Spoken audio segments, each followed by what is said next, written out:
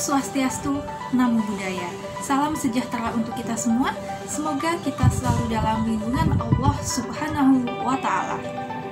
Sebelum kita memulai video pembelajaran pada kali ini, marilah kita berdoa menurut kepercayaan kita masing-masing supaya kita diberikan kelancaran dan kemudahan dalam memahami ilmu yang didapat.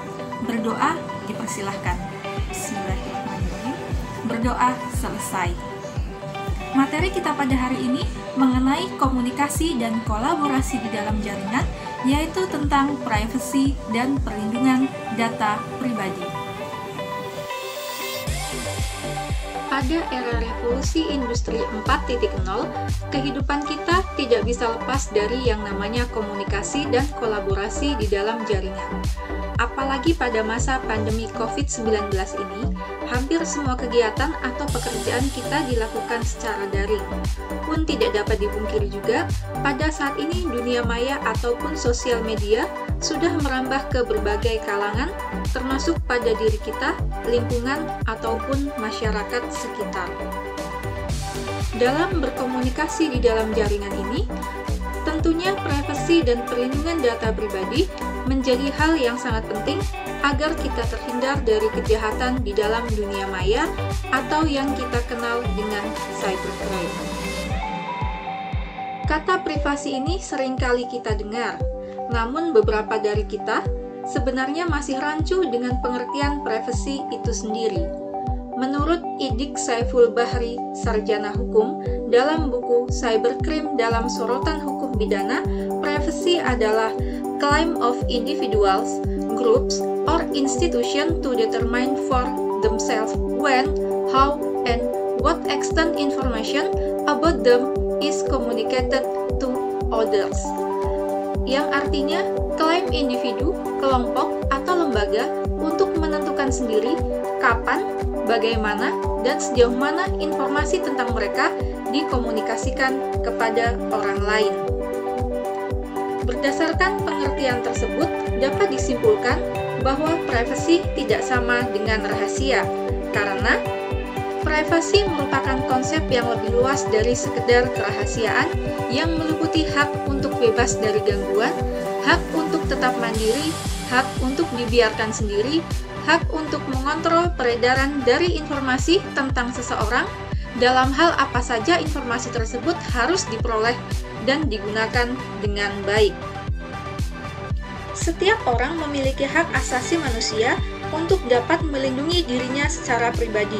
Hal ini tertuang dalam Undang-Undang Dasar 1945 Pasal 28G yang berbunyi, setiap orang berhak atas perlindungan diri pribadi, keluarga, kehormatan, martabat, dan harta benda yang di bawah kekuasaannya, serta berhak atas rasa aman dan perlindungan dari ancaman ketakutan untuk berbuat atau tidak berbuat sesuatu yang merupakan hak asasi.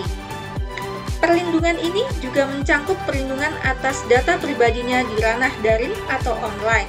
Ada 3 aspek privasi, yaitu yang pertama, privasi mengenai pribadi seseorang, yang kedua, privasi dari data seseorang, dan yang ketiga, privasi atas komunikasi.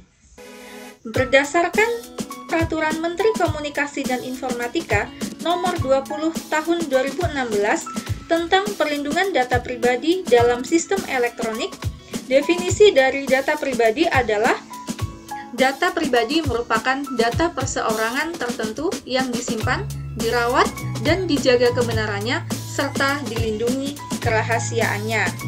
Setiap individu tentunya memiliki hak privasi atas data pribadi yang dimilikinya, yaitu hak untuk dapat mengatur, mengedit, mengelola, dan menghapus data pribadi yang dia miliki, dan menentukan kapan, bagaimana, dan untuk apa data tersebut dikomunikasikan kepada pihak lain. Berikut beberapa contoh dari data pribadi. Yang pertama yaitu ada nama lengkap, kemudian alamat rumah, alamat email, nomor kartu identitas, data lokasi, alamat IP, riwayat kesehatan, penghasilan, dan lain sebagainya. Mengapa data pribadi perlu untuk dilindungi? Dari data pribadi seseorang dapat diidentifikasikan secara langsung maupun tidak langsung.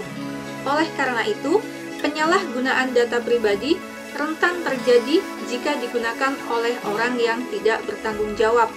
Misalnya, data alamat rumah yang bisa digunakan orang untuk berbuat kriminal, atau data nomor telepon genggam yang bisa dimanfaatkan orang untuk menawarkan produk-produk tertentu yang belum tentu dibutuhkan oleh orang tersebut. Terkadang, kita juga tidak sadar bahwa kita telah membuka data pribadi kita ataupun teman kita di internet, khususnya di media sosial. Itu termasuk salah satu contoh pelanggaran privasi di internet.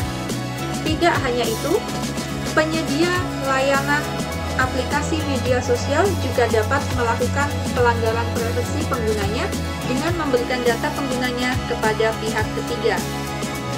Beberapa contoh berikut mungkin bisa memberikan gambaran tentang berbagai kasus pelanggaran privasi di internet. Yang pertama, yaitu di Facebook. Menandai teman dalam sebuah postingan, baik berupa tulisan, tautan web, foto, atau video, dapat mengakibatkan postingan tersebut muncul dalam lini masa teman kita.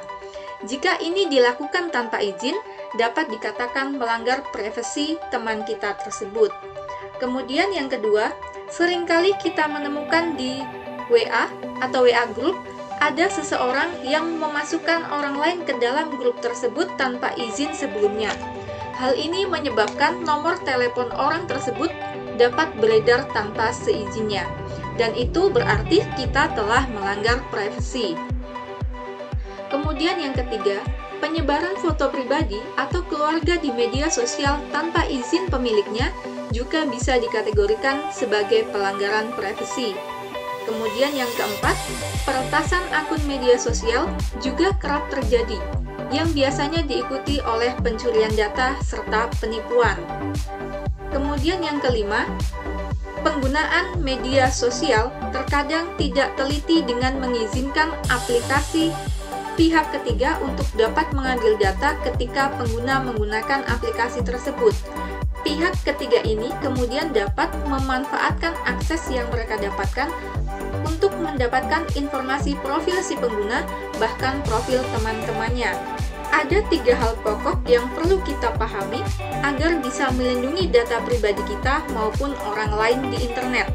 Yang pertama, pertimbangkan dengan benar ketika akan memberikan data pribadi diri sendiri, anggota keluarga, ataupun orang lain, baik secara online maupun offline kepada pihak manapun. Tanyakan atau bacalah terlebih dahulu maksud serta tujuan permintaan data pribadi tersebut dan pertimbangkan risikonya. Bersikaplah kritis atas tawaran apapun. Kemudian yang kedua, ketika menggunakan media sosial, batasi data pribadi yang kita posting di internet. Data pribadi tersebut bisa berupa teks, foto, ataupun video. Ingatlah bahwa sekali saja kita posting di internet, data pribadi tersebut akan selamanya dapat diakses oleh pihak lain untuk melakukan tindakan yang merugikan kita di kemudian hari. Yang ketiga, pelajari dan pahami teknologi yang kita gunakan, baik itu gadget maupun layanan online seperti media sosial. Sejumlah teknologi tersebut tersedia fitur untuk mengaktifkan perlindungan privasi demi keamanan dan kenyamanan kita. Aktifkan sesuai dengan kebutuhan kita, jangan dibiarkan di set default, karena bisa merugikan kita. Oke, itu tadi penjelasan mengenai materi privasi dan perlindungan data pribadi. Jika ada yang ingin ditanyakan, silahkan ditanyakan di kolom komentar. Kemudian untuk siswa-siswi SMK Kesehatan Bina, untuk tugas saya upload di JB Class, jangan lupa dikerjakan. Kemudian untuk presensi, silahkan presensi di kolom komentar. Sebelum kita mengakhiri pembelajaran pada kali ini, marilah kita berdoa menurut kepercayaan kita masing-masing. Berdoa dipersilakan. Alhamdulillahirrahmanirrahim. Berdoa selesai. Saya akhiri untuk video pembelajaran pada kali ini. Semoga bermanfaat. Kurang lebihnya mohon maaf. Wassalamualaikum warahmatullahi wabarakatuh.